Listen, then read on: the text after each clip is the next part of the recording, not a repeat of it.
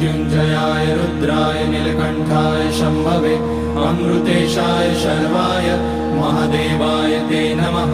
नमस्तेऽस्तु भगवन् विश्वेश्वराय महादेवाय त्र्यम्बकाय त्रिपुरान्तकाय त्रिकाग्निकालाय कालाग्निरुद्राय नीलकण्ठाय मृत्युञ्जयाय सर्वेश्वराय सदाशिवाय श्रीमान् महादेवाय नमः।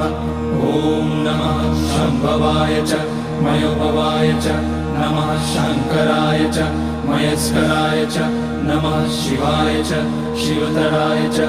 ॐ त्र्यम्बकं यजामहे सुगन्धिं पुष्टिवर्धनम् उर्वारुकमिव बन्धनान् मृत्योर्मुक्ष्यमामृतात्। नागेन्द्रहाराय त्रिलोचनाय भस्माकराय महेश्वराय नित्याय शुद्धाय दिगम्बराय तस्मै नकाराय नमः।